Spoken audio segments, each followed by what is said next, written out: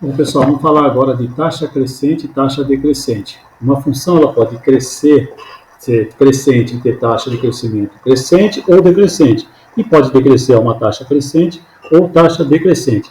Vamos analisar isso graficamente, que fica bem mais fácil para nós entendermos. Tá? Então vamos pensar aqui, ó. Primeiro na função do primeiro grau. Essas funções do primeiro grau aqui nós já vimos. Né? Essa função que passa pela curva, pelo ponto A e B, é uma função crescente. Agora, se nós analisarmos a taxa de crescimento dela aqui, ó, analisarmos esse pedacinho aqui, por exemplo, ó, certo? Nós vamos verificar que nesse intervalo aqui, ó, o aumento do x representa no aumento do y exatamente igual. Então, para cada intervalo aqui, ó, se eu for fazer uma escadinha aqui nessa função, o degrau de cada parte da escada aqui, ele terá o mesmo tamanho, mesma altura. Então, essa taxa aqui é constante. Então, toda função de primeiro grau tem taxa de crescimento constante. Então, essa função aqui, que passa pelo ponto AB, é uma função que cresce a taxa constante. Certo? Já essa outra aqui, essa vermelha, ela é decrescente. Então, ela decresce a uma taxa constante.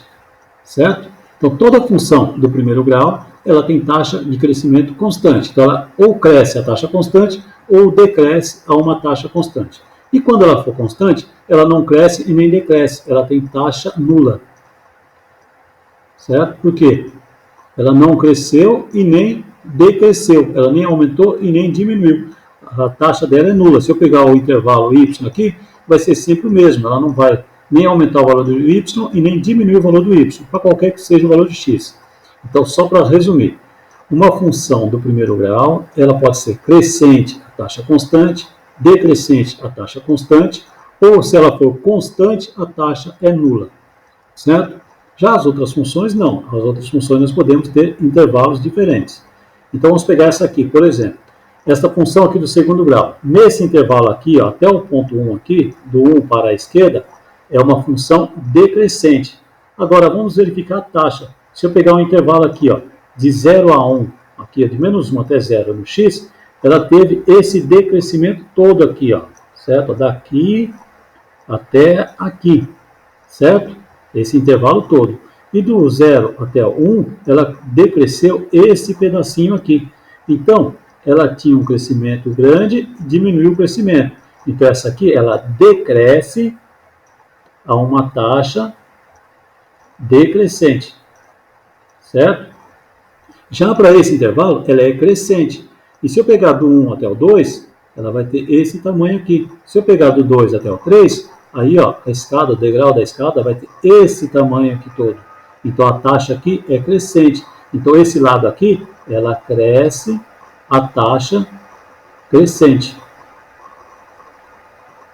Certo? Então na função quadrática, ela tem duas taxas de variação. Ela decresce a uma taxa decrescente e para esse intervalo ela cresce a uma taxa crescente. Tá?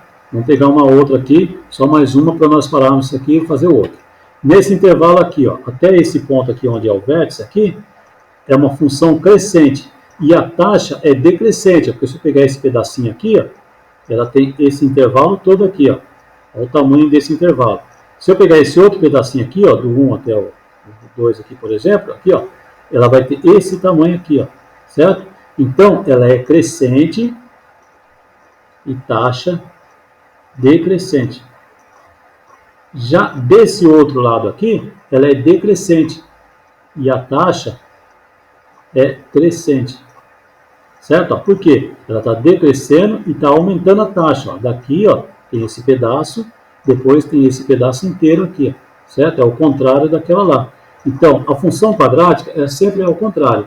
Um intervalo cresce a taxa crescente, o outro cresce a taxa decrescente, ou vice-versa.